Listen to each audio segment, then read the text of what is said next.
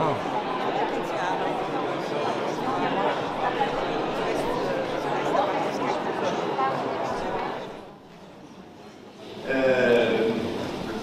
Messieurs,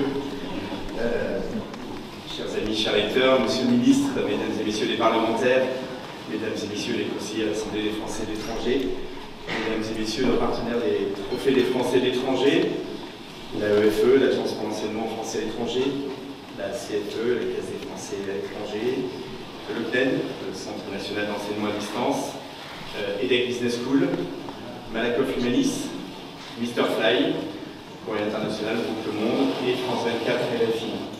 Chers amis, chères lectrices, chers lecteurs, c'est un grand plaisir de vous retrouver. Je voudrais tout d'abord remercier Monsieur Olivier Vetsch, ministre délégué auprès de la ministre de l'Europe et des Affaires étrangères, chargé du commerce extérieur, de l'attractivité et des Français de l'étranger, de nous recevoir ici dans ce magnifique palais du Quai d'Orsay. Pour l'instant, le ministre est retenu à l'Assemblée nationale et il devrait pouvoir nous rejoindre dans la clôture de la cérémonie. Je passerai la parole évidemment à ce moment-là. Je suis vraiment ravi de vous retrouver pour ces 11e trophées des Français de l'étranger. Un grand merci à vous tous pour votre soutien fidèle et votre présence. Et je suis ravi de retrouver les conseillers AFE puisqu'on a enfin pu recaler la session des trophées à la date de l'AFE qu'on a toujours fait dans le passé, qu'on n'avait pas pu le faire avec le Covid. Et voilà, je pense que ça doit se tenir à cette date-là de façon à ce que tous les conseillers qui le veulent et qui le souhaitent puissent venir et vous êtes nombreux aujourd'hui, je vous en remercie. Pour la 11e année, le Journal.com contribue avec les trophées à remplir un objectif noble et nécessaire. Mettre en lumière les Français de l'étranger dans leur propre pays. Les Français de l'étranger sont mal connus en France, quand ils ne sont pas tout simplement méconnus dans leur propre pays. Loin des yeux, loin du cœur, le dicton s'applique trop durement pour nos compatriotes installés hors de France. Oubliés, caricaturés, réduits à de vils exilés fiscaux, injustement jalousés pour leur réussite, les expatriés n'ont décidément pas mérité ce mauvais traitement. En effet, nos 3 millions de compatriotes installés hors de France sont au final les meilleurs ambassadeurs de notre pays. Un mot qui parle dans cette maison. Chacun d'entre eux porte la culture, l'éducation, la langue française en passeport. Chacun d'entre eux pousse un peu de France dans son pays d'origine en allant à la rencontre de l'autre. C'est une richesse inestimable pour ces Français qui ont fait le choix de l'expatriation. Et c'est surtout une force prodigieuse pour la France, si elle veut bien les écouter et les comprendre. Depuis 2001, le petitjournal.com donne au quotidien la parole aux Français de l'étranger. Notre quotidien en ligne témoigne de leur dynamisme, leur capacité à innover, se dépasser aux 4 coins du monde dans tous les secteurs. Entrepreneurs, artistes, artisans, professeurs, bénévoles, tous ont su affronter de nouveaux défis, se plonger dans l'inconnu, remettre les compteurs à zéro pour mieux se réinventer et donner le meilleur d'eux-mêmes. Donc la 11e édition des Trophées des Français de l'étranger, c'est une formidable illustration de ce que sont ces Français de l'étranger. On a eu encore plus de 500 candidatures pour cette 11e édition, issues de plus de 80 pays. Et le choix n'a pas été facile pour notre jury, et je les remercie d'avoir tranché. Vous allez découvrir ce soir 7 nouveaux lauréats qui partagent tous leur soif de découverte, ils sont ici.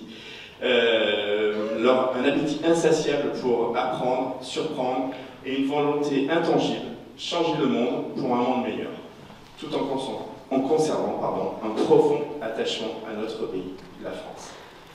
En décernant ces récompenses, nous mettons en avant des parcours exceptionnels et des réussites formidables. Mais ces accomplissements sont aussi l'aboutissement de beaucoup d'efforts, le surpassement de nombreux doutes et obstacles. Il a fallu être résilient, persévérant, humble et généreux pour parvenir à ses fins dans un contexte nouveau, différent et souvent difficile. Comme de nombreux Français de l'étranger, nos lauréats ont su prendre leur chance et faire de l'expatriation une force. Ils méritent l'admiration, le respect et forment une véritable source d'inspiration, comme vous allez le constater. En 11 ans, les trophées ont pris de l'ampleur et l'événement a aussi poussé en région du monde. Dans les prochains mois, nous remettrons les 3e trophées des Français du Moyen-Orient à Dubaï, les 5e trophées ASEAN à Singapour, les 3e trophées Asie de l'Est à Hong Kong, les 3e trophées d'Espagne à Madrid, et pour la première fois, nous organiserons aussi des trophées des Français des États-Unis à New York et des trophées du Royaume-Uni à Londres. Avec les trophées, le petit journal.com remplit donc sa mission originelle, être au plus près des communautés françaises et francophones à l'étranger. En 22 ans, le petit journal.com est devenu incontestablement le média de référence des Français de l'étranger. Grâce à notre formidable réseau de correspondants locaux implantés localement dans 72 capitales, nous établissons une proximité totale avec nos lecteurs. Cette année, ce sont plus de 25 000 articles qui seront publiés et nous allons cumuler plus de 40 millions de consultations sur le site et le mobile. Et bonne nouvelle pour tous nos lecteurs, un nouveau site verra le jour le 11 avril prochain, donc c'est très bientôt. On vous montre justement un petit diapo pour vous montrer à quoi ça va ressembler. C'est un site qui rendra la lecture encore plus agréable. Voilà, donc vous voyez ça en avant-première, vous êtes chanceux. Et donc le 11 avril, ça sera en ligne pour tout le monde. Donc voilà, on a voulu une interface plus claire pour présenter au mieux les informations. J'espère que cette version vous plaira et vous conduira toujours plus nombreux à visiter notre site, à le consulter toujours plus fréquemment. Il faut dire qu'il y a tellement à lire chaque jour sur le petit journal. Cette année, nous allons également imprimer le numéro 3 de notre magazine Expat, ces Français qui changent le monde. Ça a été un beau succès sur les 2 premières éditions. Donc le numéro 3 sortira en juin prochain, il sera tiré à 15 000 exemplaires et diffusé dans une dizaine de capitales mondiales. Enfin, voilà, je voudrais surtout une fois de plus tous vous remercier très sincèrement nos fidèles partenaires qui nous appuient sans faille pour la réalisation de cette magnifique soirée.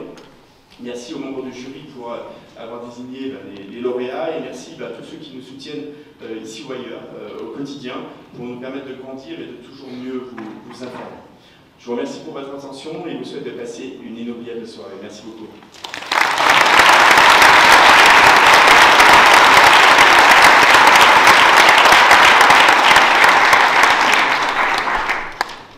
Je vais garder encore un petit peu la parole parce que je voudrais vous présenter aujourd'hui.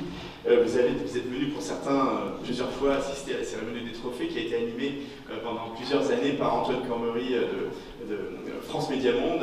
Et Antoine, aujourd'hui, il a une bonne excuse, il est à l'étranger, donc on ne va pas lui en vouloir quand on est nous des Français de l'étranger. Donc il ne pouvait pas être là et on a la chance aujourd'hui d'accueillir Marion Godin, qui est journaliste et présentatrice chez France 24 aussi, bien entendu, qui elle-même, je crois, a été française de l'étranger aussi. Marion, si tu veux venir, je vais te laisser te présenter en quelques mots et puis après on lancera la cérémonie, bien sûr.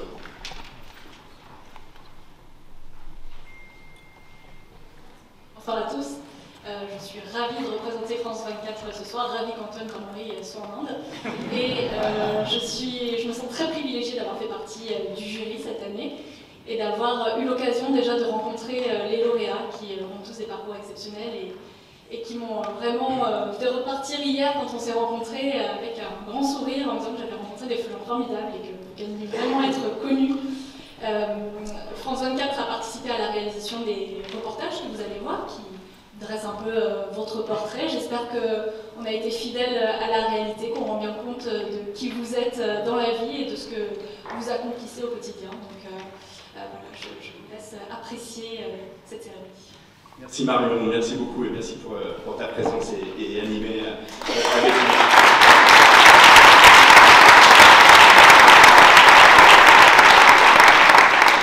On va démarrer avec la première catégorie qui est le prix du public. Donc c'est un prix un petit peu différent au sens où on fait une présélection et c'est les internautes, ce sont les internautes qui votent en ligne. C'est un prix qui est parrainé par la Banque Transatlantique depuis de nombreuses années, notre fidèle partenaire. Et cette année, on va partir en Indonésie à la rencontre de Simon Toselli, qui est un footballeur pas tout à fait comme les autres, puisque c'est tout à son honneur, il fait la promotion du football féminin en Asie. La Banque Transatlantique vous présente les trophées des Français de l'étranger. Il est attentif au moindre toucher de balle. Simon Toselli, 43 ans, n'est pas le coach de l'une de ces équipes indonésiennes de foot féminin, mais un expert de la FIFA, la Fédération internationale de football. Accélère, va au bout, 2 contre 1. Sa mission, développer le secteur féminin dans le monde du foot. Plus qu'un travail de l'ombre, une passion pour lui. Bien joué. 1-0. Quand j'ai eu cette opportunité il y a 3 ans de joindre ce secteur particulier en forte croissance, ça m'a paru être une opportunité extraordinaire et c'est très valorisant de pouvoir apporter des programmes qui aident non seulement à la professionnalisation du jeu, du football, mais aussi à améliorer les conditions de vie des jeunes filles et des femmes. La venue de Simon fait plaisir ici, car le foot féminin n'est pas une évidence en Indonésie, pays musulman le plus peuplé du monde. J'ai une amie qui adore le football, mais ses parents ne l'appuient pas trop parce que bon, ils pensent que c'est pour les garçons. Pour présenter ses missions, Simon voyage entre l'Asie et l'Océanie. Il est en charge d'une dizaine de pays. Ce père de 2 enfants parvient à concilier sa vie familiale avec le rythme exigeant de son travail. Glissez-moi. J'ai remarqué récemment, notamment avec mon fils, qui commence à s'affoler maintenant à chacun de mes départs. Et où là, oui, il se plaint un peu. Heureusement, on arrive à être efficace sur des missions qui durent maximum 5-6 jours et après je rentre à la maison. Ce jour-là, le Français prépare son prochain départ, en Nouvelle-Calédonie cette fois. Simon Toselli accompagne la petite fédération de l'île depuis 1 an et demi.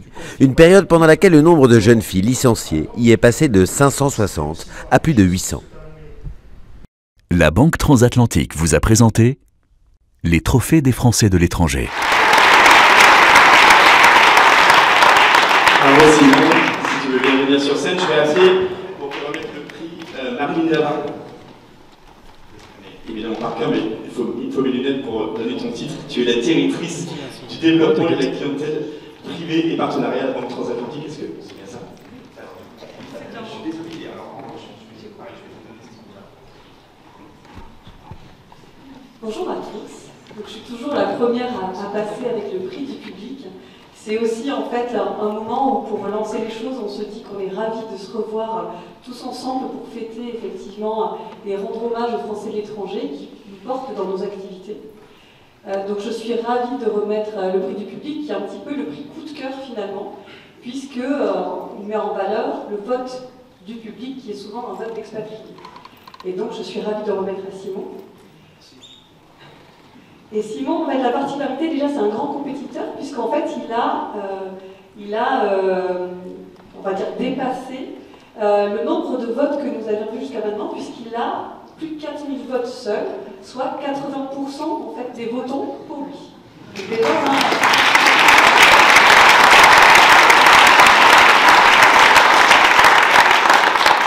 en échangeant avec vous, Simon, j'ai aussi vérifié 3 informations sur les Français de l'étranger. La première chose, c'est que nous avons un observatoire de l'expatriation et on adore leur poser des questions sur leur vécu et pour quelles raisons en fait ils sont partis à l'étranger. Et vous, Simon, vous répondez à une de mes questions de 2 façons. À la question de pourquoi vous êtes parti à l'étranger. La première, souvent, c'est l'opportunité professionnelle et la deuxième, c'est par amour. Et dans votre parcours, c'est ce que j'ai bien aimé, c'est que vous êtes parti à Los Angeles sur une opportunité, une chance que vous vous êtes donnée d'aller travailler pour le lycée à Los Angeles. Déjà sur votre métier, en n'y croyant pas au départ, donc c'est vraiment osé. Et la deuxième chose, c'est qu'il est parti ensuite en Indonésie pour rejoindre son épouse, donc par amour. Donc merci Simon d'être sur ces informations-là. Et la troisième, c'est que les Français de l'étranger, souvent on le dit par les statistiques ou le suivi que vous en faites, c'est une population qui entreprend à l'étranger, les expatriés ont des ailes quand ils partent, et souvent ils tentent aussi d'autres choses, puisque vous allez vous-même en fait tenter, et être en train de faire, de l'aide à la reforestation et à la plantation de vanille. Donc un expatrié a toujours plusieurs vies à l'étranger. Alors ce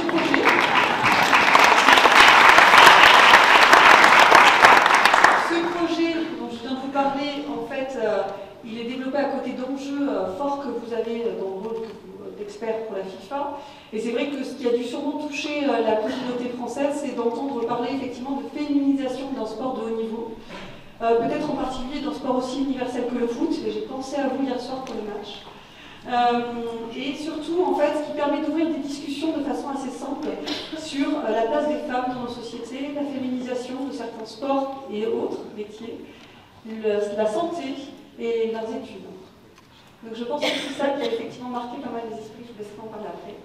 Et nous le savons, nous, à la Banque Atlantique, en fait, les Français de l'étranger osent, se donnent les moyens d'avoir un impact sur les sociétés, et souvent le prix du public, en fait, c'est toujours un prix qui est en lien avec ce qu'on a envie de faire bouger. Donc bravo pour votre audace, et merci et longue vie à vos projets. Merci.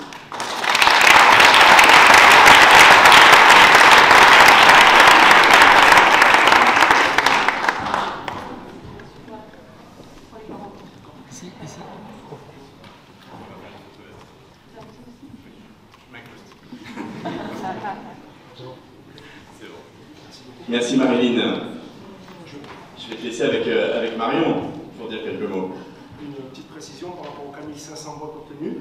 C'est pas que j'ai une famille très étendue, mais je pense que c'est dû aux relations à travers les pays dans lesquels je voyage pour le développement du foot. Et c'est toujours difficile de se voir à l'image, mais félicitations, je pense que le reportage traduit très bien la réalité footballistique et le développement du foot que je mène. Bonjour à tous, merci. C'était juste un petit préambule pour rebondir sur l'introduction. Pas de souci, on va évoquer justement avec vous ce combat que vous menez pour développer le football féminin. Il y a encore du pain sur la planche, on peut le dire, avant que le football féminin soit l'égal du football masculin. Mais vous avez pu constater, vous l'avez dit, il y a une évolution, un changement, notamment depuis la Coupe du Monde de football féminine en 2019. Alors complètement, Marion, depuis l'évolution de la dernière Coupe du Monde en 2019 en France, qui a connu un franc succès, et le football féminin est actuellement sur une vague exponentielle de développement, où les objectifs de la FIFA sont d'atteindre 60 millions de joueuses d'ici à 2026, et notamment la prochaine Coupe du Monde aura lieu en 2023 dans 2 pays de la région océanienne et asiatique, soit en Nouvelle-Zélande et en Australie. Donc même si ça ne parle pas trop non initié, nous on sera là, et on est sûr que la croissance sera juste formidable et qu'il faudra être prêt pour l'après-Coupe du Monde, pour justement nous, de notre côté à la FIFA, collaborer avec ces fédérations, leur proposer des programmes de qualité et constamment mettre en avant la croissance et la professionnalisation du football féminin dans les années à venir. Il y a de nombreux pays qui font appel à vos services depuis la création de cette possibilité justement de développer le football féminin. Des pays auxquels on ne s'attendrait pas, comme vous l'avez dit, le Bhoutan, le Gabon, la Turquie. Quels sont leurs besoins exactement ? Alors, ils sont surtout sur une vague où ils voient que la croissance est absolument fantastique, exponentielle. Pour certains pays, ils sont déjà très développés et implantés dans le foot féminin. Pour d'autres, ils n'ont pas eu de résultats forcément du côté masculin, donc c'est déjà un espoir de performance, en rattrapant un petit peu le train avec le football féminin. Si on parle aussi un petit peu objectif marketing, développement, sponsoring, etc., c'est une manne financière qui est fabuleuse, et avec des opportunités probablement plus importantes que dans le foot masculin. Donc le tout cumulé, je dirais que tous les pays ont vraiment tout intérêt à prendre le train en marche et à croire en ce développement, à renforcer les performances de nos équipes nationales et leurs programmes de développement au niveau du football de base. Ce que vous pointiez du doigt également dans le reportage, c'est que le développement du football féminin améliore les conditions de la femme.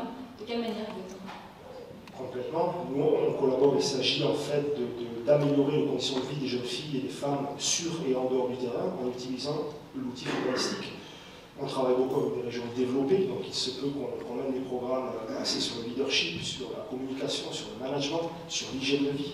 On rentre très souvent en collaboration avec des organisations gouvernementales, non gouvernementales, des sponsors qui défendent un petit peu les mêmes messages et les mêmes valeurs qu'on veut défendre à la FIFA. Et le but, c'est absolument pas uniquement une performance sur le terrain, mais une approche plus globale pour défendre les intérêts féminins, améliorer les conditions de vie et les conditions sociales de la femme. Mesdames et messieurs, c'était Simon Toselli.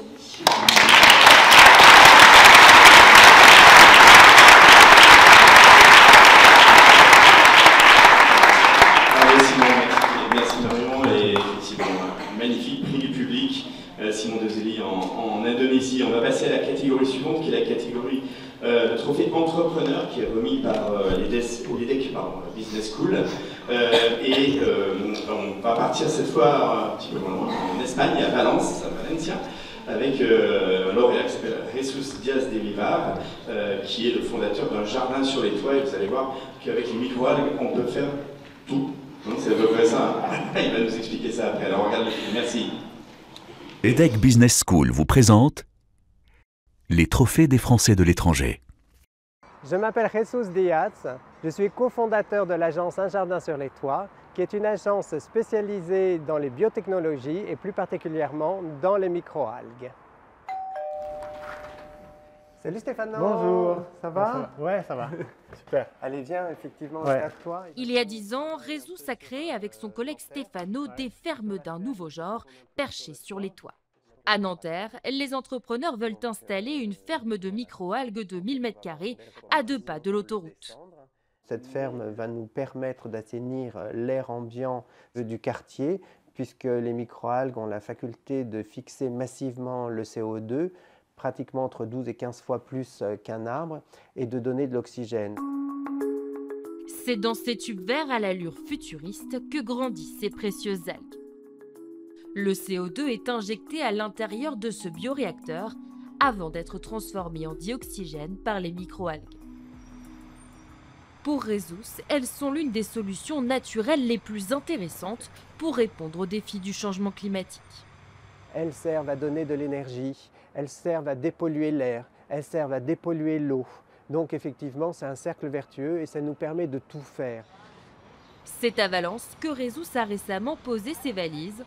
La ville a été désignée capitale verte européenne pour 2024, l'occasion de parler de sa passion à travers une exposition, La vie secrète des microalgues. Elle va sensibiliser les plus jeunes générations au réchauffement climatique et on va expliquer effectivement la genèse des microalgues depuis effectivement leur apparition sur Terre jusqu'à leur utilité aujourd'hui dans toutes les plus grandes industries. Rendez-vous en décembre à Valence pour découvrir tous les mystères des microalgues. EDHEC Business School vous a présenté les trophées des Français de l'étranger.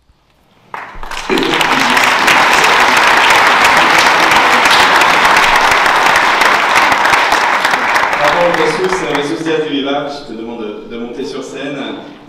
Merci beaucoup et bravo. Et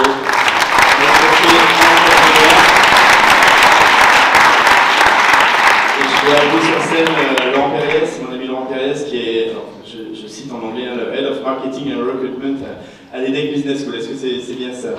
C'est bien ça. Bon, ben parfait, je te passe. Bonsoir à tous. Bonsoir à tous. Parce qu'on est Jésus aussi.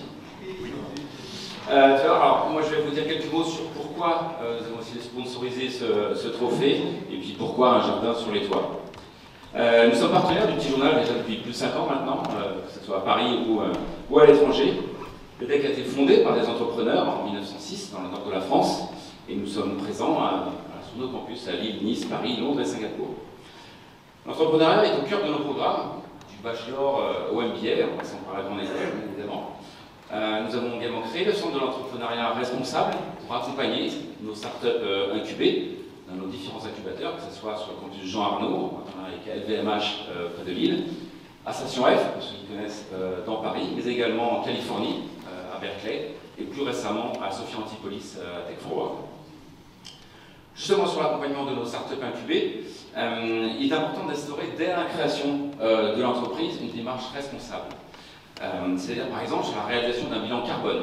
Alors c'était l'un des sujets d'une conférence récente à Station F, qui s'appelle le Climate Day, et j'aimerais reprendre une citation de la directrice d'EDHEC Entrepreneur, Justine Soudier, qui disait « Nous sommes la première génération à avoir autant conscience du changement climatique et la dernière à pouvoir autant agir ».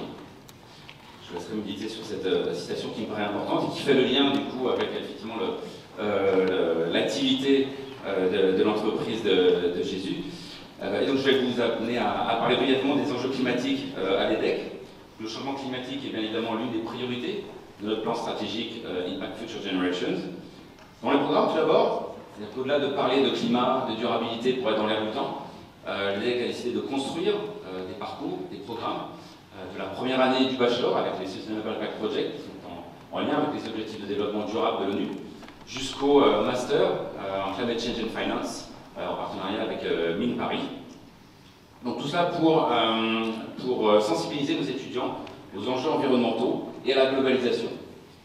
Par exemple, je veux faire de la finance pas seulement pour devenir trader, mais pour la finance utile à ma planète et utile à mon environnement. Enfin, l'EDHEC a créé un nouvel institut de recherche sur la finance climatique qui s'appelle ERC2I, EDHEC Risk Climate Impact Institute, avec deux objectifs scientifiques principaux. Quantifier l'impact du changement climatique sur le prix des actifs et inversement, évaluer l'impact des décisions financières sur la lutte contre le changement climatique. Enfin, je vais terminer par le plus important, notre lauréat, Jésus. Déjà, Jésus ne nous laisse pas indifférents, de par son profil, de par son parcours, de par la cause qu'il défend, mais également son ambition. Parce que bien qu'expert dans son domaine, il veut toujours apprendre, comprendre, pour mieux construire et restituer, notamment on l'a vu dans le cadre de l'exposition à Valence en décembre 2023, je crois, sur 2024, sur les microalgues, exactement. Et enfin, sa détermination. C'est un petit peu le dénominateur commun des expatriés français. Et puis quand on est entrepreneur, il n'y a pas de temps mort, et notamment en ce qui concerne les enjeux climatiques, il vous le dira mieux que moi.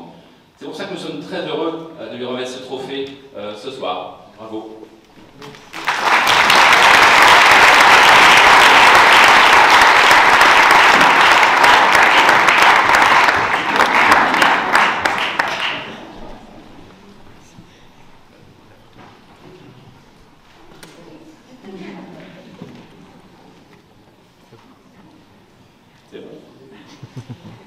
Je te laisse entre les mains de Marion pour répondre à quelques questions. Merci Laurent. Félicitations Jesus.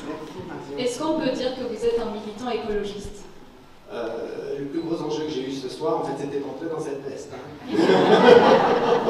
D'ailleurs, je vais la déposer. Il y a des enjeux un petit peu plus importants. Oui. Non, je ne suis pas vraiment... En fait, je ne me considère pas comme effectivement un militant, parce que pour moi, c'est une évidence, en fait. Le militantisme, c'est vraiment quelque chose de terriblement différent. Moi, je pense qu'on devrait tous, effectivement, être écologistes. On n'a pas d'autre solution, on n'a pas d'autre façon d'appréhender le futur. Ce que je dis toujours, et les gens le disent souvent, en fait, notre planète est recouverte de 70% d'eau, elle est recouverte de 70% d'océan. 50 à 75% de l'oxygène qu'on respire vient de l'océan, elle vient des forêts de kelp, des prairies marines, du phytoplancton. Et malheureusement, avec le réchauffement climatique, tout ça est en train de... C'est un écosystème très fragile, est en train de se fragiliser davantage et... Oh, la voix change. et de mourir. Le phytoplancton migre et meurt. Et si on n'a plus d'oxygène, je pense qu'on va tous être un tout petit peu embêtés. Est-ce que ce sont vos microalgues qui vont sauver la planète? Alors, elles l'ont sauvé déjà il y a 3,5 milliards d'années, puisque les cyanobactéries sont les premiers micro-organismes, en effet, qui ont permis d'obtenir les 21% d'oxygène que l'on respire aujourd'hui, donc c'est pas rien. Donc elles étaient là hier, elles sont là aujourd'hui, ils vont en profiter, et j'espère qu'elles seront là demain, avec nous, ce qui est moins sûr. Vous avez déjà installé des jardins, des fermes de microalgues sur les toits de Paris, sur les toits de certaines entreprises parisiennes. Vous m'avez expliqué que pour que ce soit vraiment efficace, il faut avoir au moins 1000 m². Oui, il faut 1000 m², en fait, sinon à moins, on n'aura pas une rentabilité, si vous voulez, en tout cas, je ne parle pas de rentabilité financière, mais là, en ce qui concerne... Je parle pour ceux qui vont te mettre ça sur leur balcon. Oui, non, il vaut mieux oublier. En fait, en tous les cas, ce qu'on peut dire, ce qui est important, ce que j'ai déjà dit, dans le reportage, c'est que 1000 m², ça autant de CO2 qu'un hectare de forêt. Et vous m'accorderez que c'est plus simple, effectivement, dans le tissu urbain, d'implanter une ferme de 1000 m² que de planter un hectare de forêt. Votre prochain défi, c'est l'exposition. Vous avez d'autres chantiers en cours? On a plusieurs chantiers en cours. En fait, on en a un à Los Angeles qui, j'espère, va avoir le jour. On voudrait effectivement implanter également une ferme à Valencia, sur le port de Valencia, en fait. Mais c'est beaucoup plus compliqué parce qu'il y a beaucoup d'enjeux politiques et malheureusement, parfois, ça complique la donne. Et on travaille actuellement, effectivement, sur de nouvelles générations en fait, de bioréacteurs qui sont 4.0 assistés par l'intelligence artificielle et qui, eux, sont vraiment à la pointe, qui sont plus faciles en fait, à installer dans le tissu urbain sur les toits des villes, mais également qui permettront en fait, de décarboner dans le virtuel, parce que c'est important, en fait, dans toutes les sociétés qui utilisent la blockchain technologie, et dans le monde réel. Merci beaucoup, Christus.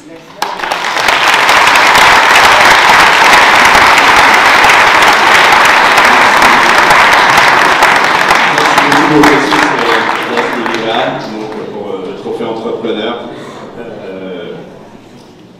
Absolument admirable. On va passer à la catégorie suivante. Le prochain trophée, le trophée éducation, qui est parrainé par le CNED. Et on va se rendre à Taïwan, en Asie, avec Gaël Bourgeot qui a innové, qui a lancé une appli finalement pour mieux connaître la France quand on est un Français de l'étranger. On va découvrir ça en vidéo. Le CNED vous présente les trophées des Français de l'étranger. En 2016, Gaëlle Bourgeot, jeune maman expatriée à Taïwan, inscrit ses 2 enfants dans une école internationale. Ils sont alors âgés de 8 et 11 ans et ne parlent que le français à la maison. On s'est aperçu que ils cherchaient leur vocabulaire, ils parlaient un peu franglais. Mon fils, mon deuxième, discute avec ma mère. Je récupère ma mère au téléphone et elle me dit « Gaëlle, ça va pas, c'est n'importe quoi ». J'ai dit à Adrien qu'on irait à un marché de Noël. Il ne sait même pas ce que c'est. Tes enfants parlent leur culture française. Et donc là, ça fait tilt. Pour répondre à une problématique de tous les parents expatriés, Gaëlle décide de créer son site « C'est quoi la France ?» La plateforme diffuse des vidéos sur la culture française pour les petits expatriés de 6 à 12 ans. C'est quoi le Mont-Saint-Michel? Je me suis dit que pour que ça prenne, il fallait que les enfants s'identifient à des mascottes pour qu'ils puissent suivre ces mascottes dans leurs aventures de découverte de la culture française. Une vidéo est publiée par semaine pour toucher un maximum les plus de 650 000 enfants français expatriés dans le monde, dont ceux de Sophie, professeure de français à Londres. Bonjour, j'ai 2 garçons qui n'ont jamais vécu en France. On regarde la vidéo le week-end et puis si on a loupé, par exemple hier on a regardé les 2 dernières, il me dit « Ah maman on va regarder et tout », il est allé les mettre, il m'appelle « Viens, viens, ça commence !» C'est pas rébarbatif, voilà, c'est pas un livre, c'est pas une leçon. Quand je reçois des témoignages d'écoles comme la professeure de Kuala Lumpur qui me dit que tous les lundis ses élèves attendent avec impatience de découvrir la nouvelle vidéo, enfin, moi je suis aux anges quoi. Avec une 50aine d'abonnés, Gaëlle compte bien développer son entreprise. Elle envisage même de recruter une 5e personne dans son équipe au pôle vidéo. Le CNED vous a présenté les trophées des Français de l'étranger. Le directeur général du CNED pour nous dire quelques mots. Merci Jean-Noël. Voilà. C'est vrai, merci. Un petit mot avant de féliciter Gaëlle, parce que je pense qu'on a tous été très touchés par à quel point le propos est pertinent. Et donc je veux dire pourquoi ce trophée allait de soi pour vous, cher Gaëlle. Un petit mot sur le CNED, parce qu'effectivement, en tant que premier opérateur de l'enseignement à distance dans le monde, avec 130 000 inscrits, 70 000 enfants, mais 54 000 adultes.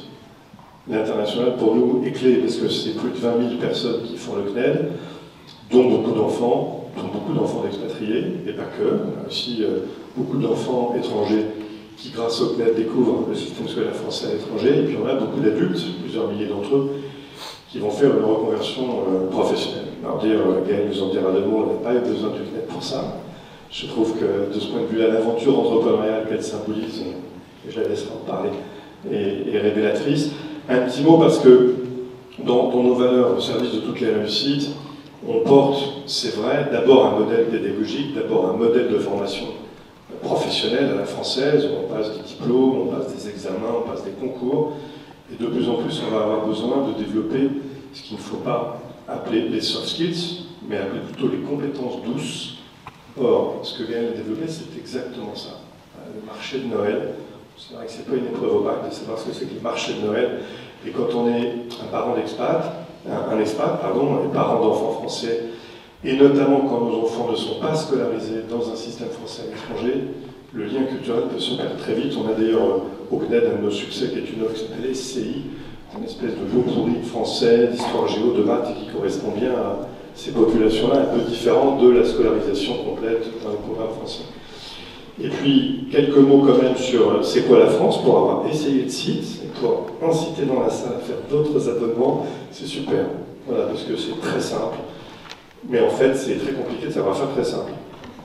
De plaire aux plus petits, d'intéresser les enseignants, d'intéresser les parents.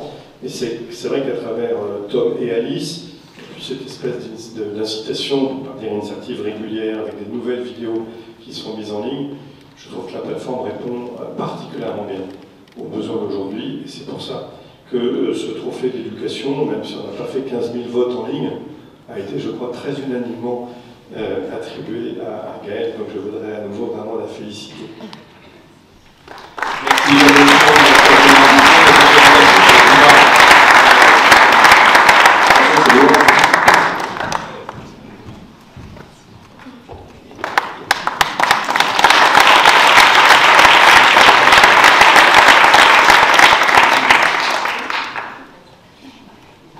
bon.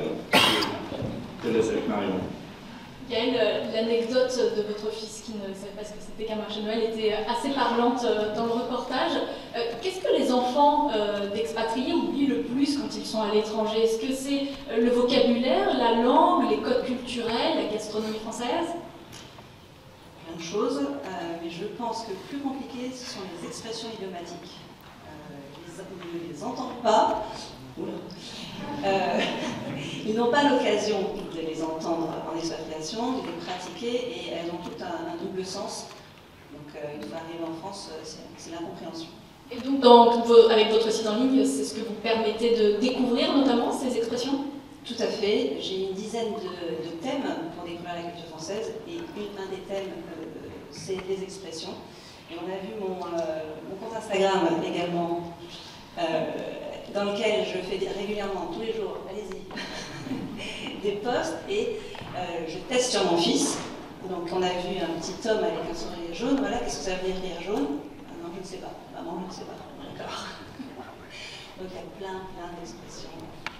Vous faites aider par une professeure de littérature et une professeure des écoles pour pouvoir réaliser vos vidéos. Vous avez besoin de cette approbation d'enseignants? Effectivement, alors je suis la fondatrice, mais je me suis entourée de deux amis qui sont professeurs pour, en premier lieu, valider les scripts pour s'assurer que ça soit bien adapté aux 6-12 ans. Et on était la professeure de littérature. Ça marche ou ça marche pas? La professeure de littérature s'assure qu'il n'y ait pas de faute d'orthographe et de coquille. Voilà.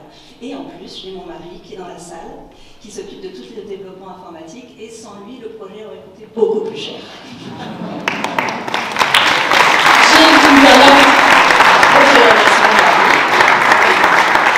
Et je remercie également le CNED et le petitjournal.com, parce que c'est vraiment une super opportunité, visibilité, crédibilité. Justement, pour gagner en visibilité, il faut aussi souligner que c'est un outil qui peut être très précieux pour les écoles, et vous avez déjà un lycée qui vous fait confiance, c'est le lycée de Kuala Lumpur, le lycée français. Tout à fait, le lycée français de Kuala Lumpur. J'ai une Carole qui m'a vue, qui m'a découvert sur les réseaux sociaux, qui m'a appelée, qui m'a dit je suis super intéressée pour ma classe, qui a pris l'abonnement pour toute l'école, et on voit, elle me dit tous les lundis matins, les élèves sont ravis de découvrir Tom et Alice.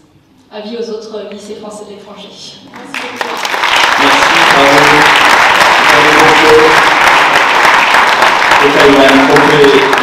Merci beaucoup. Bravo Gaël, merci beaucoup. On passe à trophée suivant, la catégorie suivante, qui est le trophée social humanitaire remis par la Caisse des Français de l'étranger, la CFE. La Caisse des Français de l'étranger vous présente les trophées des Français de l'étranger. Au Cambodge, c'est une ONG qui a changé la vie de milliers d'enfants défavorisés. En 1996, Marie-France et Christian Despalières fondent l'ONG Pour un sourire d'enfant. Aujourd'hui, leur fille adoptive, Lekena Despalières, continue la mission de ceux qu'on surnomme Papy et Mamie. J'ai repris la direction de PSE depuis août 2021. À notre tour de redonner ce qu'on a eu à d'autres enfants qui en ont besoin, comme nous en avait besoin au départ. En 1995, le Cambodge est encore meurtri par plus de 20 ans de guerre civile et le sombre chapitre du régime Khmer Rouge.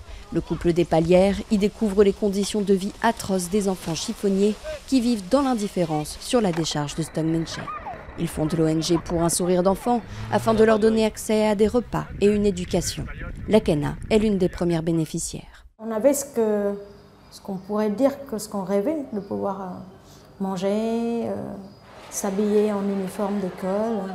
Et puis, on est passé d'une dizaine à une centaine à un millier en fait, d'enfants. Et en fait, tous les bâtiments ont suivi les besoins qui étaient les besoins des bénéficiaires. L'ONG poursuit ainsi sa mission initiale auprès des plus jeunes, mais dès 2002, elle développe un vaste panel de formations professionnelles. dans la restauration, l'audiovisuel, la cosmétique, la mécanique ou encore la construction. Ces formations permettent aux bénéficiaires plus âgés de prétendre à un emploi décent. J'étudie ici depuis 11 ans. S'il n'y avait pas eu l'ONG pour un sourire d'enfant, je ne sais pas ce que j'aurais fait de mon avenir, car je n'aurais pas eu les moyens de poursuivre mes études. À 80 ans, Marie-France Despalières continue donc les allers-retours en France pour lever des fonds et que les enfants du Cambodge gardent le sourire. À Phnom Penh, 6500 jeunes bénéficient des différents programmes de l'association. La Caisse des Français de l'étranger vous a présenté les Trophées des Français de l'étranger.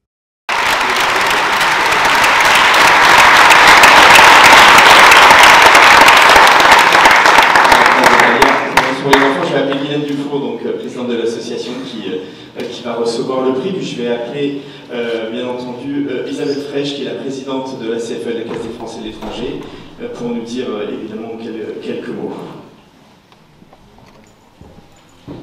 Je vous passe le micro, si vous l'applaudissez, c'est possible. Bonsoir, bonsoir à toutes, bonsoir à tous. Je suis Isabelle Frèche, une Française installée au Maroc depuis près de 40 ans. C'était une expatriation amoureuse. Je suis présidente de la Caisse des Français de l'étranger et également conseillère des Français de l'étranger de la circonscription de Rabat. Je suis très sensible aux engagements de nos compatriotes hors des frontières, que ces engagements soient destinés d'ailleurs tant aux Français installés à l'étranger qu'aux citoyens des pays qui nous accueillent. À ce titre, j'accorde beaucoup d'importance aux trophées qui peuvent leur être décernés pour mettre en lumière toutes ces belles réalisations. Ce n'est pas parce qu'on ne réside pas dans notre pays de naissance qu'on n'a pas la possibilité, dans le territoire qui nous accueille, de contribuer à la vie citoyenne, d'aider les plus démunis, de lancer des projets en faveur d'un monde meilleur, d'un monde plus juste, d'un monde plus humain et plus éco-responsable. Cet engagement personnel, je le retrouve à la Caisse des Français de l'étranger.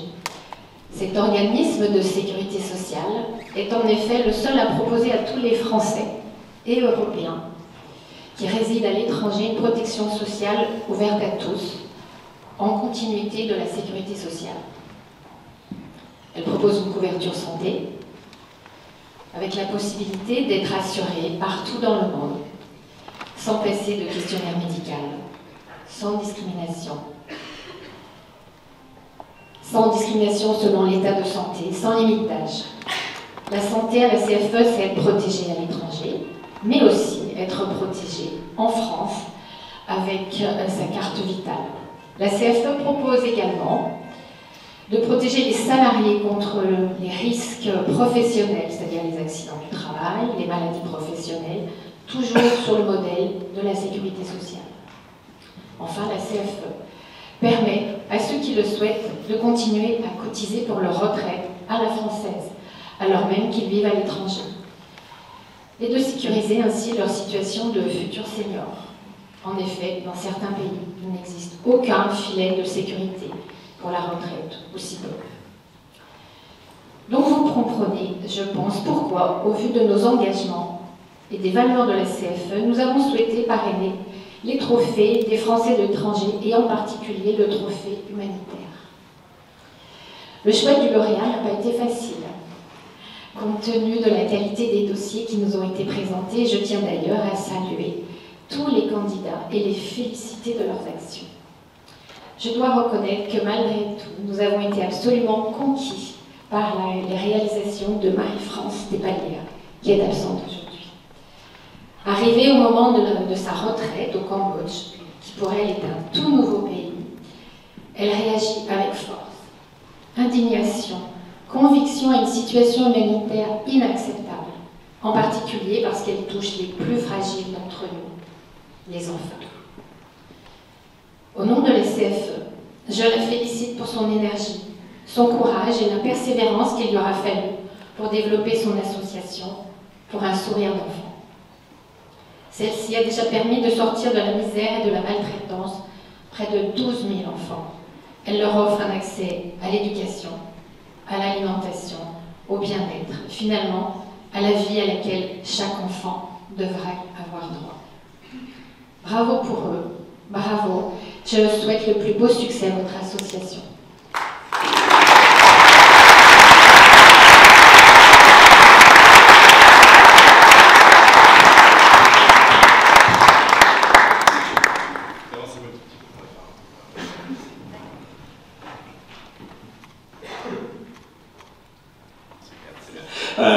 Avant de passer à l'interview avec Marion, merci beaucoup Isabelle Fraîche, présidente de la Caisse des Français de l'étranger. On va regarder justement le petit film que nous a envoyé Marie-France Despalières pour témoigner.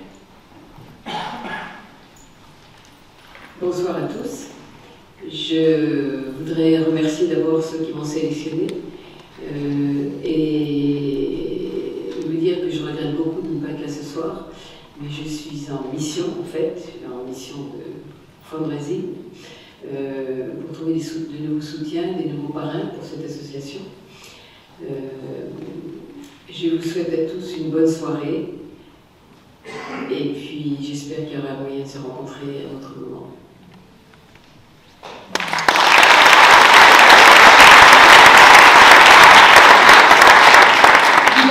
Bonsoir, vous êtes la présidente de l'ONG Pour un sourire d'enfant. Vous m'avez confié hier que vous étiez très contente d'être là ce soir et de prendre la parole à la place de Marie-France Despalières parce que vous estimez qu'elle n'aurait pas su se vendre, se mettre en valeur aussi bien que vous ne le feriez vous. En tout cas, elle aurait été certainement très modeste, très humble, très discrète et là je vais pouvoir dire des belles choses sur elle qu'elle n'aurait pas dites. Oui. Allez-y, on vous écoute. Qu'est-ce que vous avez envie de dire sur... Déjà, ce que je voulais dire, c'est que Marie-France, au départ c'est Marie-France et Christian, c'était un couple hors norme. Et ce qu'ils ont créé au Cambodge en 1996, c'est un petit peu parce que, bon, ils étaient un peu différents. Il faut savoir que quand ils étaient avec leurs 4 enfants à travers le monde, dans un camping-car pendant 18 mois avec 4 ados, je ne sais pas ce que dirait le CNED. D'ailleurs, peut-être que vous dire, ils sont partis, la première chose qu'ils ont lestée, c'est tous les bouquins du CNED. Je ferme la parenthèse. Et ils ont remis ça 5 ou 6 ans après, une deuxième fois. Ils ont fait 2 fois un tour du monde avec 4 enfants. Et il en est sorti un livre, 4 enfants et un rêve. Et donc finalement, pour un sourire d'enfant, on pourrait dire c'est 12 000 enfants et un rêve. Et d'autres enfants encore. Pour Marie-France, rien n'est impossible en fait. Ah bah, pour elle, rien n'est impossible. Maintenant, elle est toujours là-bas au milieu des enfants. Elle a eu 80 ans cet été. Et on lui a fêté son anniversaire en novembre. On a organisé une grande fête avec les anciens, beaucoup d'anciens. Bon, j'étais là. Il y avait 1400 anciens qui étaient là. Et c'est extrêmement touchant parce que Marie-France, dans son petit speech, ils tombaient les trompes d'eau, c'était la saison des pluies qui n'en finissait pas. Et Marie-France leur a dit, je vais vous dire quelque chose, je vous annonce ce soir que j'ai décidé de rester ici au milieu de vous jusqu'à la fin de ma vie. Il y a 6500 enfants qui sont pris en charge par l'association aujourd'hui pour être protégés, soignés, éduqués, formés. Ça nécessite évidemment des fonds, d'où la campagne d'appel aux dons. Qui sont vos soutiens? Où est-ce que vous les trouvez? Écoutez, nos soutiens, bon, les premiers, ce sont ceux qui sont auprès des enfants. Il y a les 600 employés qui sont là, des éducateurs, des professeurs, des assistants sociaux, des psychologues, etc., tous les services supports. Ça, ce sont ceux donc, qui sont sur le terrain. Mais sinon, bon, tout ça, ça coûte, comme dirait Marie-France. Et alors, si elle était là, elle vous dirait, quand on a commencé avec Christian, on s'est retrouvé sur la décharge, on a découvert ces enfants qui dormaient, mangeaient, là, on s'est dit, on ne peut pas avoir vu ça et commencer à continuer à vivre comme avant. Bon, ils sont rentrés pour Noël en France, ils ont réuni leurs frères et sœurs, il y a un frère qui est là d'ailleurs, ils ont dit, il faut nous aider, ils sont repartis avec quelques sous pour déjà commencer à donner à manger un repas par jour sur la décharge même. Donc ça a commencé comme ça. Et puis depuis 25 ans, tous les ans, ils sont revenus. Christian est décédé en septembre 2016. Et tous les ans, il y a une tournée pendant 2 mois et, à travers la France. Et des soirées de levée de fonds qui sont organisées par ce qu'on appelle le réseau PSE. C'est tout un réseau d'antennes de bénévoles. Ça fait à peu près 400 bénévoles actifs en France et dans les pays européens autour, à Hong Kong, aux États-Unis aussi. Et ce sont ces bénévoles qui vont chercher toute l'année de nouveaux parrains, des parrainages non nominatifs, parce que nous ne vivons que de dons, que de fonds privés, à 99%. Et aujourd'hui, c'est sa fille adoptive qui reprend en partie le flambeau, c'est une belle histoire. Alors voilà, ça c'est une très belle histoire. Vous avez vu la Kena, et parce que bon, le reportage a été tourné pendant que Marie-France était déjà arrivée en France, a commencé à tourner, puis en camping-car. Avec Christian, elle tournait encore en camping-car, mais là, on l'accompagne en voiture. D'ailleurs, je vais la rejoindre dans 2 jours, je vais lui apporter le trophée, je prendrai la photo, je vous l'enverrai. Mais donc, la Kena, c'est une des toutes premières enfants qui a été accueillie par Christian et Marie-France. On la voit sur la décharge à 8 ans. Et une tête bien faite, une détermination et tout. Elle a appris le français simplement en suivant ce grand escogriffe qui était là sur la décharge. Elle y a eu effectivement un salut. Et donc elle a appris le français. Et Christian, un jour se retournant, il entendait une petite voix derrière lui qui avait l'air de traduire ce qu'il disait. Alors il lui a dit, mais tu parles français toi? Il dit, ben oui. Et tu as appris comment? Ben je t'écoute. Et donc Christian lui a dit, bon écoute, allez, je te garde, tu vas être ma petite assistante. Et puis 2 ans après, alors on est devenu pensionnaire, hein, je pourrais passer des heures, mais j'ai promis de ne pas être là. Donc ça a commencé, les enfants ayant besoin de protection sont pensionnaires. Au début ils étaient une dizaine, puis 20, puis 30, donc ils ont grandi pendant quelques années dans la proximité de Christian et Marie-France. Et au bout de 2 ans, la Kena leur a demandé à Christian, je voudrais que tu sois mon papa. Alors il a dit, écoute, tu nous appelles papy et mamie, on vit ensemble, c'est pareil. Non, mais je voudrais qu'on aille à la pagode et que tu le dises aux bonzes pour que je sois sûre que ce soit pour toujours. Donc, à 10 ans, elle avait l'intuition de ce que c'était que la formalisation. Et depuis, elle a toujours confirmé qu'elle avait le potentiel. Et elle est maintenant la directrice générale, elle a acquis la formation nécessaire et elle nous bluffe tous les jours. Et donc, voilà, c'est légitime. Merci, Guilherme.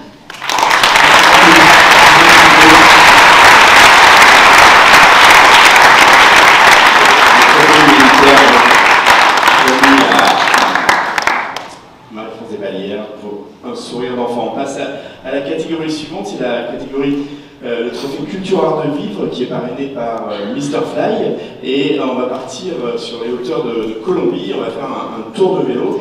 Un petit peu sous la pluie je crois, mais en tous les cas, on va découvrir Yves Millière qui est notre lauréat de cette catégorie, direction la Colombie. Mr Fly vous présente les trophées des Français de l'étranger. Ce n'est pas une course cycliste, mais un dimanche comme un autre, sur les hauteurs de Bogota, la capitale de la Colombie. Ici, le vélo est un sport national. Voilà, là on est en train d'arriver à Patios, à 3000 mètres d'altitude. Il y a beaucoup de monde, tous les dimanches matins, il y a 6-7 000 personnes qui montent. Yves Millière est installé depuis 10 ans en Colombie. Une fois par semaine, par tous les temps, il gravit cette côte andine, une ascension de plus de 6 km. Les Colombiens sont particulièrement des grimpeurs. On les appelle los escarabajos, c'est le surnom qu'on donne aux cyclistes colombiens parce qu'ils sont vraiment doués pour la montagne. Et pour s'entraîner aux conditions les plus extrêmes, quoi de mieux que la cordillère des Andes? Es cultural. Es innato, como innato nuestro. Es algo que llevamos en la sangre.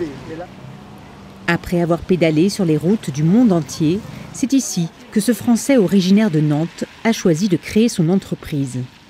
Je me suis retrouvé en Colombie par rapport à cette passion qu'il y a pour le cyclisme ici.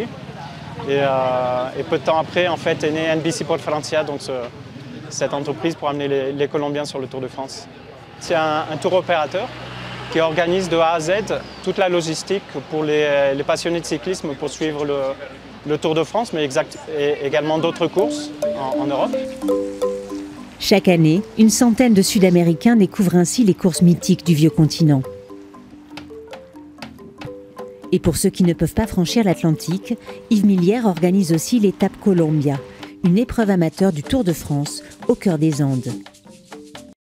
Mr Fly vous a présenté les trophées des Français de l'étranger.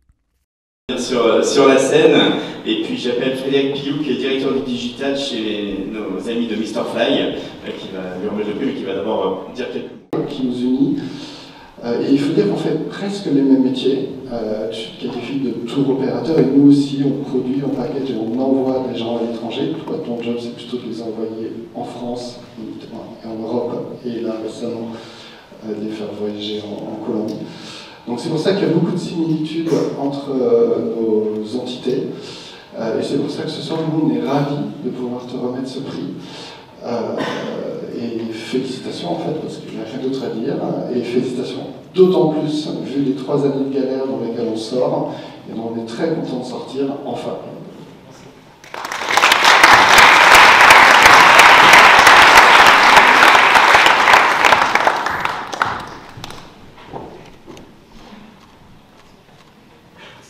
Voilà, la photo est faite. Mario, je te laisse la parole. Merci Frédéric. Yves, l'offre que vous proposez, elle est inédite. Vous proposez à des latino-américains, argentins, mexicains, colombiens de venir en France pour participer aux étapes du Tour de France quelques heures seulement avant que les coureurs pro n'empruntent les mêmes routes. Personne n'avait eu l'idée avant vous de le faire?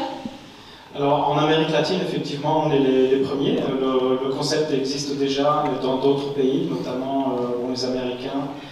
On a lancé ça déjà il y a quelques temps, les Anglais, les Australiens. Mais c'est vrai qu'en Amérique latine, il n'y avait pas ça, et à l'heure actuelle, il n'y a quasiment pas de concurrence en fait. Et vous m'expliquiez que c'était quand même un gros travail de prévoir une étape sur place en France, parce qu'il y a le Tour de France, il y a déjà 3000 personnes sur le coup qui bookent les hôtels, etc. pour participer au Tour. Voilà, en fait, la grande difficulté, alors déjà on monte les voyages quand le Tour de France est réellement dévoilé, donc c'est mi-octobre pour le mois de juillet de l'année suivante. Mais déjà mi-octobre, dans certains cas, dans certaines étapes mythiques comme l'Alpe d'Huez, c'est déjà trop tard, donc il faut suivre un peu les rumeurs. Les rumeurs, c'est souvent contacter les hôtels un petit peu avant que soit annoncé le Tour de France.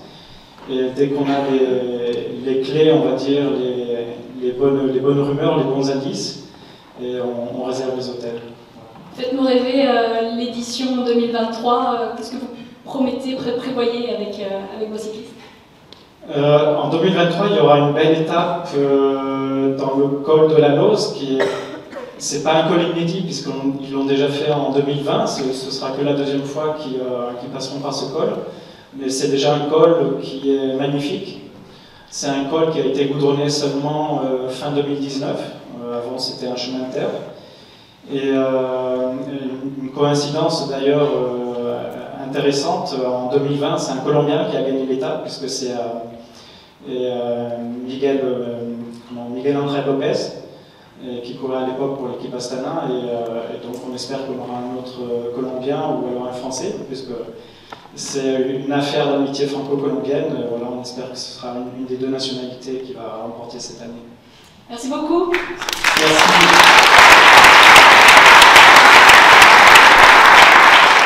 Bravo, Yves Miguel, fondateur de NBC pour Francia, en Colombie, le prix Culture Art de Vivre. Merci beaucoup. On va passer à la catégorie suivante, qui est le trophée ancien élève des lycées français du monde, qui est remis, qui est parrainé par l'AEFE, l'Agence pour l'enseignement français à l'étranger.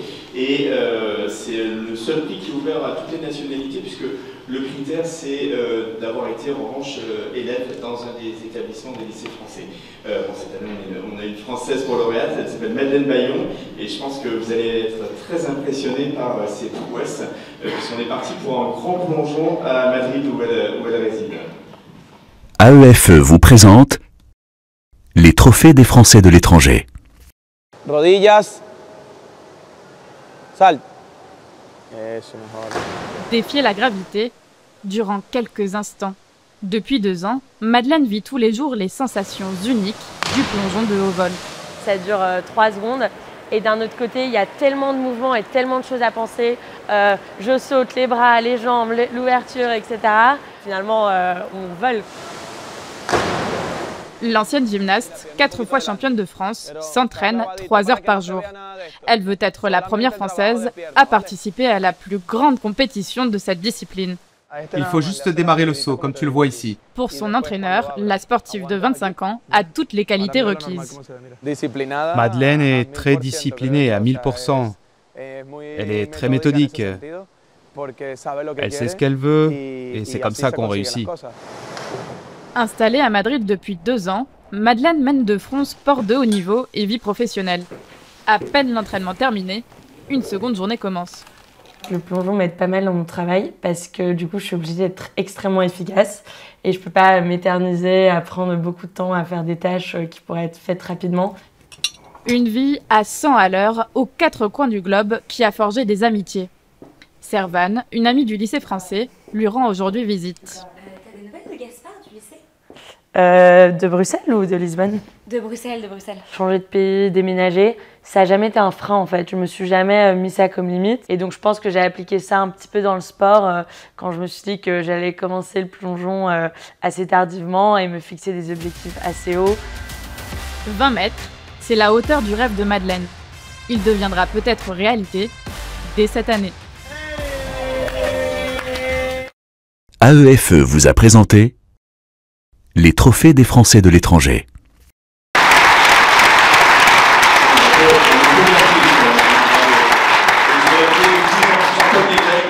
Général adjoint à l'AEFE et qui va prendre la parole et dire quelques mots. Bonsoir, donc moi je suis comme Marion, je suis ravi aussi qu'Olivier Brochet ne soit pas là. Il est en mission en Amérique du Sud. Je voudrais saluer aussi les élus dans la salle en fait, parce que je passe beaucoup de temps avec eux en ce moment, tous les conseillers, les parlementaires aussi. Je voudrais les saluer et puis les remercier aussi parce qu'on est très reconnaissants et dans ces périodes je tiens à le souligner.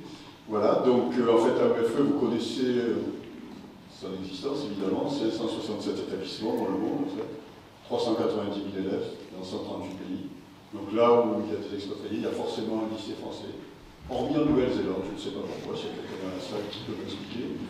Donc voilà, avoir le réflexe des établissements français et savoir que l'AEFE est au service en fait, au service de toute cette communauté, mais aussi de tous les élèves de la planète en fait. Et savoir aussi que l'AEFE c'est presque 900 000 anciens élèves estimés, 110 000 élèves actuellement inscrits sur le réseau Agora Mons, c'est-à-dire des élèves de seconde, première, terminale, 10 000 qui sont aussi sur le réseau Les Anciens de lycée français du monde. Donc c'est une communauté, et je suis sûr que dans la salle il y a beaucoup d'anciens élèves que je salue, voilà, et donc je remercie, c'est vraiment un vrai bonheur. Alors évidemment, Madeleine, moi je vais saluer, alors c'est un peu paradoxal, parce que c'est le champion du plat qui va vraiment récompenser, comment dire, un champion de plat. Donc vraiment, moi je vous félicite et je suis impressionné quand je vois les images. Ça fait vraiment partie des choses que je n'aurais pas réussi encore dans ma vie. Bien apprendre l'anglais, ouais, je fais des cours d'anglais et l'été. J'essaie de plonger, mais c'est toujours vraiment l'appréhension du plat. Voilà, donc je voulais vraiment vous féliciter. Je sais qu'il y a votre papa dans la salle. Où est-il? Voilà, donc de la famille aussi. Voilà, toutes nos félicitations au nom de tous mes collègues aussi, de tous les enseignants. Et puis peut-être terminer sur un mot un petit peu plus grave, c'est-à-dire que l'AEFE, l'enseignement français à l'étranger, c'est aussi une solidarité, c'est une pensée. On a forcément une pensée pour les établissements, les élèves dans le monde qui actuellement connaissent des périodes difficiles, notamment Kiev, notamment nos écoles de Kiev, où les élèves sont en continu avec les enseignants, avec les parents, avec le comité de gestion. Et je voulais quand même donner une pensée pour eux, si tu permets. Voilà, toutes mes félicitations, je peux vous embrasser, vous faire la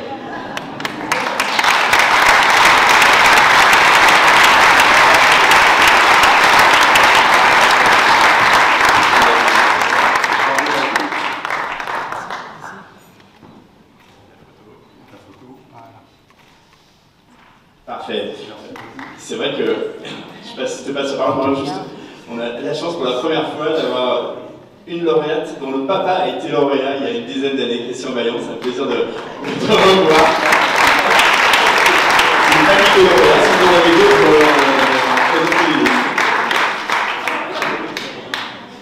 Madeleine, être plongeuse de haut vol, vous m'avez dit que finalement c'était un défi plus mental que physique, c'est ça? Oui, complètement. Donc moi, j'ai une première carrière de sportif de niveau avec de la gymnastique acrobatique, où j'étais en équipe de France.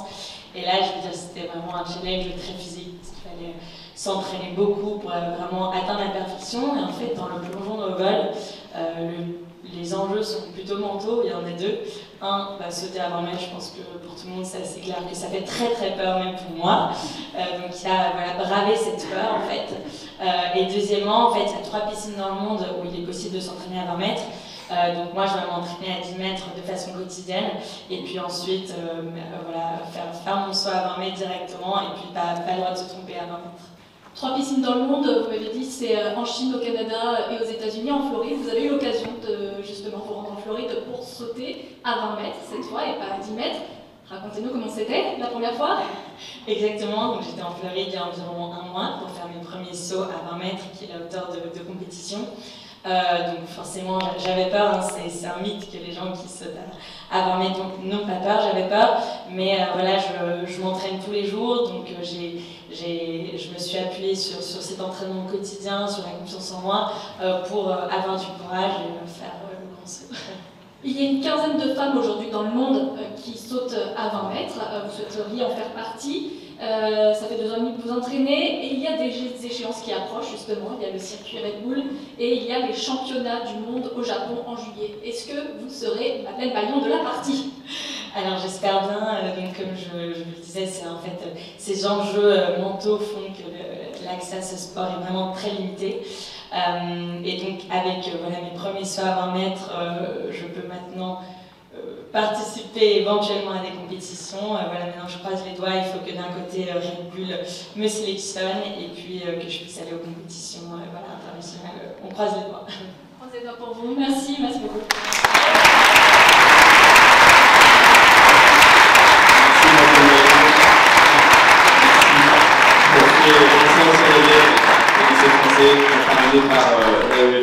On va aborder la dernière catégorie, donc on puisse entendre notre ministre qui vient d'arriver, que je remercie, Olivier Becht.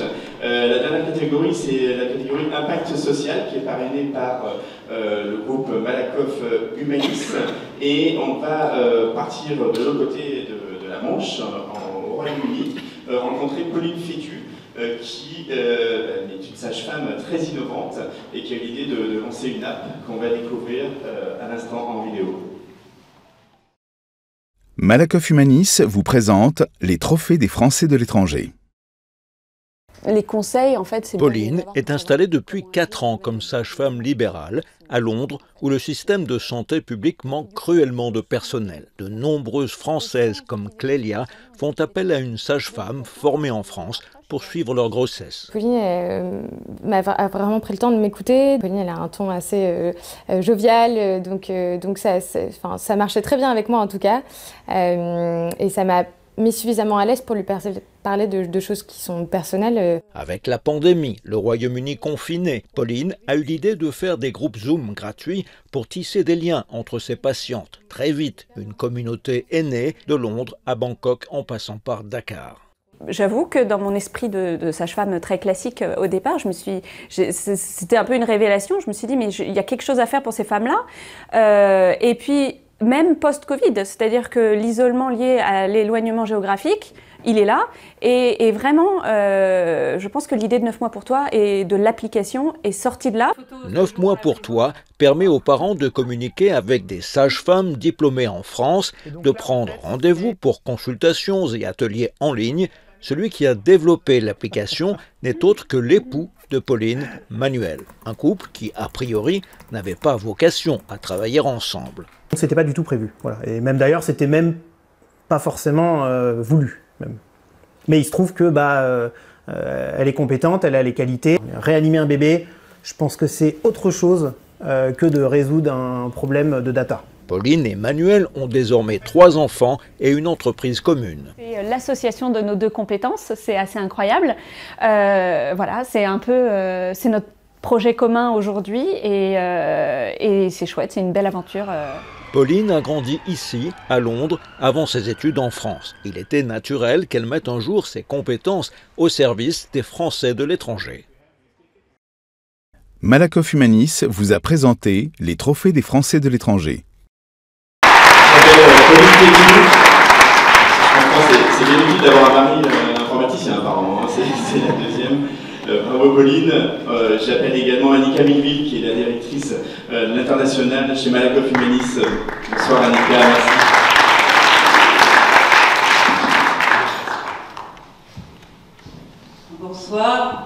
Monsieur le Ministre, Mesdames et Messieurs les parlementaires, Mesdames et Messieurs, bonsoir. Alors chez Malakoff Humanis, nous accompagnons les Français, leurs familles, dans leur projet de mobilité à l'international en santé et prévoyance, et ce, durant toute leur expatriation. Malakoff Humanis est un groupe de protection sociale à but non lucratif qui met sa performance au service de l'utilité sociale, et c'est dans cet esprit que j'ai le plaisir ce soir de remettre le trophée Impact Social. Le jury a choisi cette année l'application 9 mois pour toi et j'en suis très heureuse. J'en suis très heureuse pour 3 raisons. La première, c'est que cette application répond à un besoin de santé, c'est ce qui nous anime tous les jours chez Malakoff Humanis. Le deuxième, c'est que 9 mois pour toi apporte des solutions, une écoute, du conseil aux futures mamans, aux jeunes parents. Et cela fait écho à notre engagement autour de la parentalité, parce que être jeune parent, futur parent, c'est une immense joie, mais c'est aussi une période difficile, délicate, où des fragilités peuvent naître. Et 9 mois pour toi apporte des réponses, une écoute, du conseil, de l'orientation aux futures mamans, aux jeunes parents. Enfin, je suis très heureuse parce que le projet porté par Pauline Fétu, qui est une jeune femme talentueuse et inspirante par sa capacité d'adaptation. Capacité d'adaptation parce qu'elle a su s'adapter au plan familial et professionnel à l'expatriation.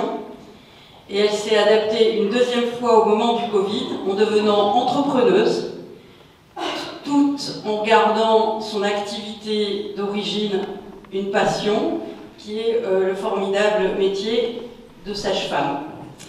Aussi, je souhaite bon vent, longue vie à la plateforme 9 mois pour toi, qu'elle continue à porter écoute, conseil, orientation aux futures mamans, aux jeunes parents, tout autour du globe. Merci Pauline.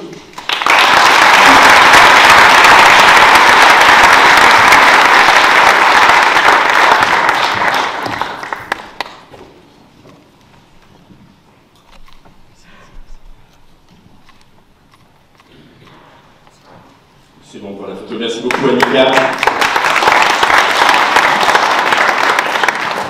Pauline, je suis sûre qu'il y a énormément de mamans expatriées, il y en a peut-être dans la salle, qui auraient adoré que cette appli existe au moment de leur grossesse. En tout cas, moi, j'en fais partie.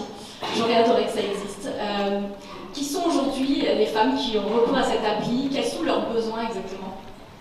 Alors, je pense que les femmes françaises à l'étranger, les couples français à l'étranger sont quand même très isolés de par l'éloignement de la famille, et puis souvent aiment bien parler en français de leurs soucis de santé, aiment bien la qualité du soin à la française.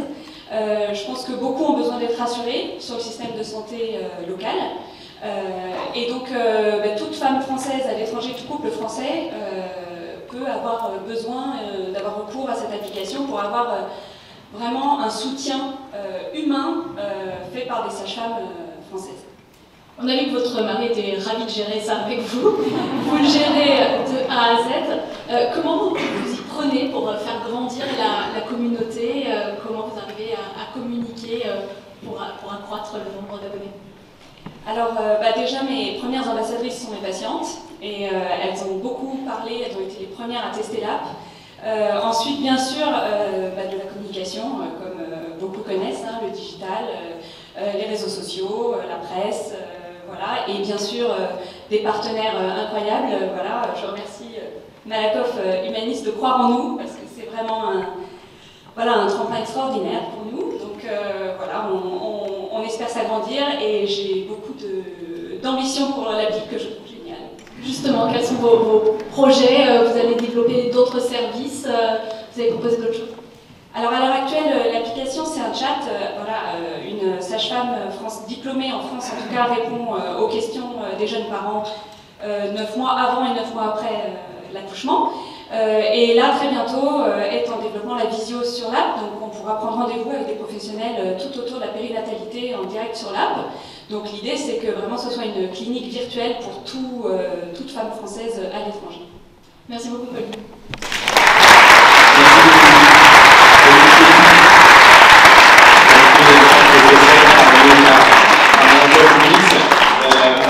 Avant d'arriver au terme de ces trophées et avec ces 7 formidables lauréats, je voudrais passer la parole à Monsieur le ministre qui a pu, on a la chance de l'avoir, il a pu nous rejoindre, Olivier Becht. Je vous laisse venir sur scène. Je vais le micro plus vite ne marche pas. Je vais prendre celui-ci. Celui-ci, bien, ne vous inquiétez pas. Bien, merci beaucoup, Monsieur le Président, fondateur du petitjournal.com, mesdames et messieurs les lauréats, mesdames et messieurs les parrains, ceux qui ont accepté de supporter à la fois l'organisation de cette cérémonie d'ailleurs, et puis évidemment l'ensemble des lauréats. Alors d'abord, je voudrais m'excuser parce que j'étais obligé de défendre un texte à l'Assemblée nationale et donc je n'ai pas pu assister à l'ensemble de la cérémonie, je n'ai vu que les 2 derniers lauréats, mais évidemment mes félicitations et mes remerciements s'adressent à l'ensemble des lauréats. D'abord, je voudrais vous dire que chaque fois que j'assiste à ce type de cérémonie, je suis toujours épaté par la créativité de nos Français de l'étranger. Alors, en tant que ministre notamment en charge des Français de l'étranger, je sais que les Français de l'étranger sont une richesse pour notre pays. J'ai la chance de voyager dans beaucoup de pays et de rencontrer les communautés françaises dans beaucoup de pays. Je crois que j'ai fait une trentaine depuis ma nomination le 4 juillet dernier. Et dans chaque pays, je me rends compte de cette extraordinaire richesse, de cette capacité à créer, à innover dans tous les domaines, que ce soit les domaines économiques, que ce soit les domaines culturels, que ce soit les domaines sportifs, que ce soit le domaine associatif, que ce soit le domaine social. Voilà, on est présent dans tous les domaines. Et au-delà, cette richesse, elle participe aussi à la défense d'un certain nombre de valeurs. Et je pense que dans le monde que nous connaissons actuellement, où on voit bien que, malheureusement, nos valeurs, qui sont les valeurs françaises, qui sont notamment issues à la fois d'un universalisme et d'un humanisme très particulier, ces valeurs sont contestées.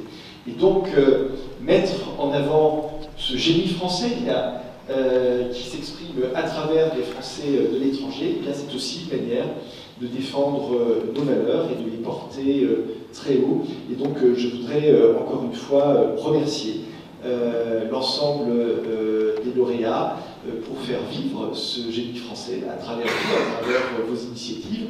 J'espère que dans les différentes initiatives que vous avez prises, et je pense notamment aux défis sportifs, vous porterez haut les couleurs de notre pays et que vous continuerez vous-même et l'ensemble des lauréats et ceux qui n'ont pas été primés mais qui ont aussi été tout au long de l'année les auteurs de belles initiatives. J'espère que vous continuerez à porter très haut à la fois les valeurs et les couleurs de la France. En tout cas, vous avez à travers moi ce soir toute l'estime, toute la reconnaissance, tous les remerciements et les félicitations du gouvernement français.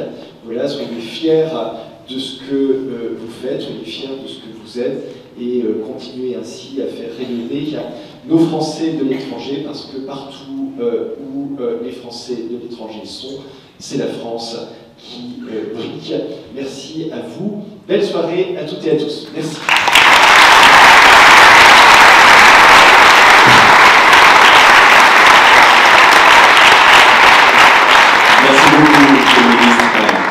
Ces mots et effectivement c'est ce qu'on a pu voir ce soir à travers nos 7 lauréats, ce génie français dont vous avez parlé.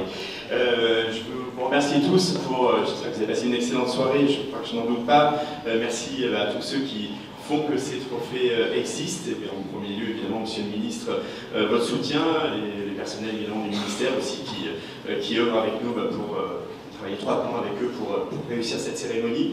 Les membres du jury, pour qui le choix n'a pas été facile, alors je ne vais pas tous vous citer, mais en tous les cas, merci beaucoup. Nos partenaires, une fois de plus, nos partenaires, la EFE, la Banque Transatlantique, la Caisse des Français de l'étranger, le CNED, l'EDEC Business School, Malcolm Humanis, Mr Fly, nos partenaires médias, le Monde Courrier International, France Média Monde RFI, notre partenaire, l'hôtel Saint-Paul Paris-Rive-Gauche, qui dorlote nos lauréats à l'hôtel, qui s'en occupe aux petits soins, nos partenaires institutionnels, UFE, ADFE Français du Monde, la FM Téléthon et la FIAF, entre autres. Voilà, je voudrais adresser un immense merci et surtout un très grand bravo à Marion Godin pour avoir animé cette soirée. Merci, bravo.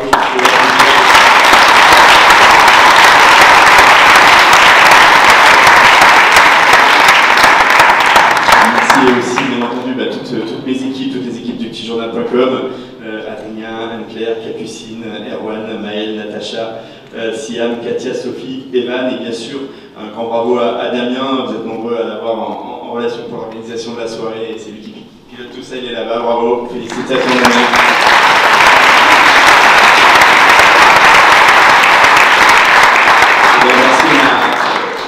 Ma partenaire à Singapour qui est là, et je peux qu'Alban également, Alban Accuse d'Istanbul est là également, et Paul de Valence devait être là, mais malheureusement il a eu un souci d'être. En tous les cas, merci de partenaires d'être venus, c'est un grand plaisir également. Christelle et Elisa, ma femme et ma fille qui sont ici, c'est un grand plaisir, je les remercie aussi, parce qu'il faut le supporter.